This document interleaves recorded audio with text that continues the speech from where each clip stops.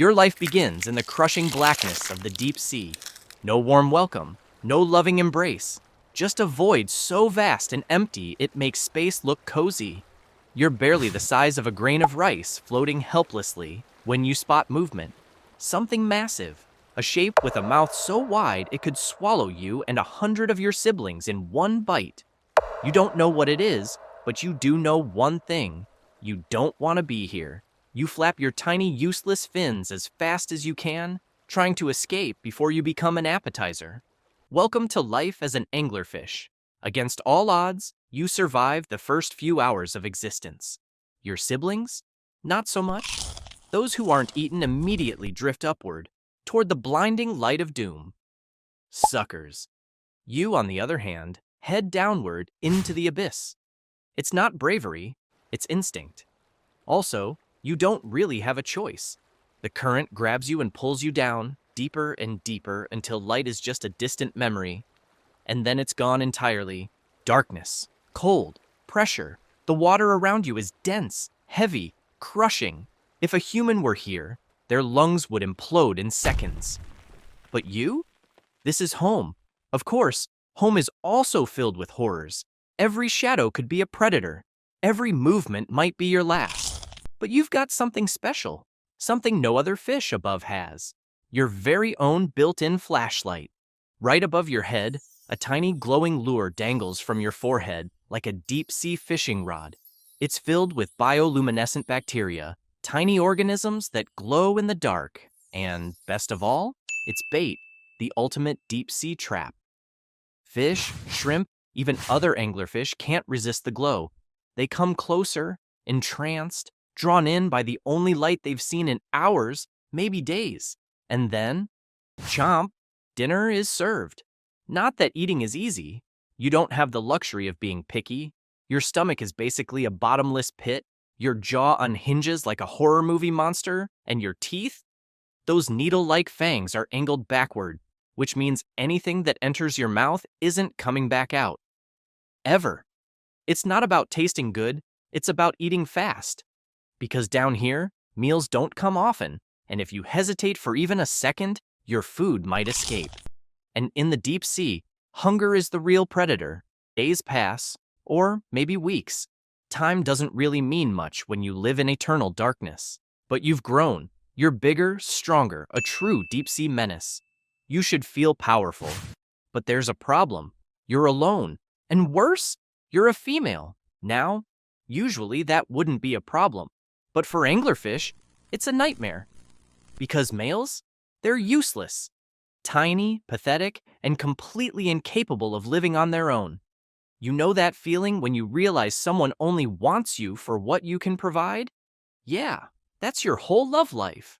You see, male anglerfish aren't really fish. They're more like parasites with fins, born into the same abyss as you, but with none of the skills. No glowing lure, no ability to hunt, no real survival instincts. Their only job? Find a female. And by find, I mean bite hard. Once they sink their teeth into a female's flesh, their body starts fusing into hers. Their jaws dissolve, their skin melts away, and their organs? They just stop working. Except for the testes. Those stay, because of course they do. One day, you feel it. A tiny, pathetic bite on your side. You glance down. It's him, your soulmate. He's barely bigger than your lure. You could eat him in a single bite. And honestly, you should. But biology has other plans. His body begins to melt into yours, his blood merging with your bloodstream. Soon, he's nothing but a lump on your body, a permanent living sperm bank attached to your skin. Romance is dead, literally. But at least now you can reproduce, which is great, because that's the only reason you exist at all.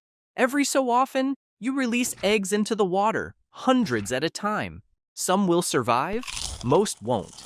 But that's not your problem. Motherhood? Not in your job description. You just keep floating in the abyss. Your body now a grotesque Frankenstein of fish parts. Life is routine. Eat, drift, wait for another useless male to latch onto you.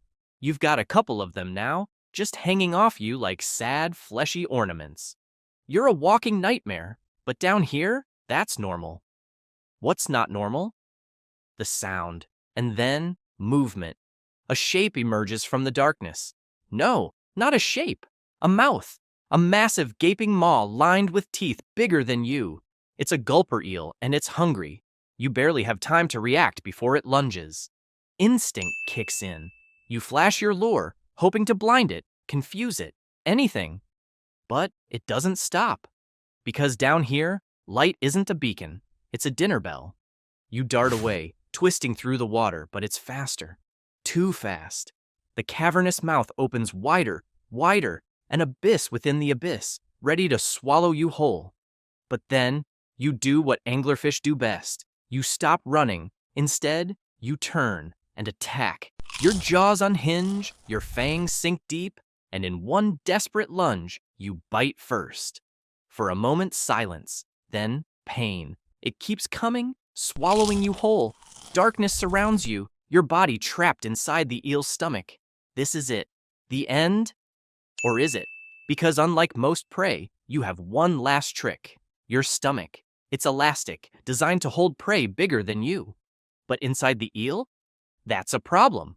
Because you're still growing. And as the eel's stomach muscles clench around you, you expand. Bigger, bigger, until... boom. The eel's stomach tears open, your body bursting free in a cloud of blood and shredded flesh. You drift away, wounded but alive. Another battle won, another nightmare survived. Because down here, there are no heroes, only survivors. More time passes. You don't count the days. You barely feel anything anymore. Another male bites into your side. Another egg sac drifts away. The cycle continues. And then, one day, a current catches you, lifting you higher than you have ever been. The water grows warmer, brighter. You do not understand, but something inside you screams. This is wrong. This is dangerous. You thrash, but the current does not care. The light grows stronger, the water thinner, and then... pain. Your body is built for the abyss, for pressure so crushing no human could survive it. But up here, there is no pressure, no safety. Your flesh swells, your organs rupture, the light burns. Your body is breaking apart, and there is nothing you can do. Then, in an instant, you are out of the water. The air touches you, and it is worse than anything you have ever felt. A burning, searing agony. Your skin blisters. Your eyes, meant only for the dark, are blinded. You cannot breathe, you cannot move. You are dying, and for the first time in your life, you know fear. The last thing you see is the sky, vast, endless, impossibly bright. Then, nothing.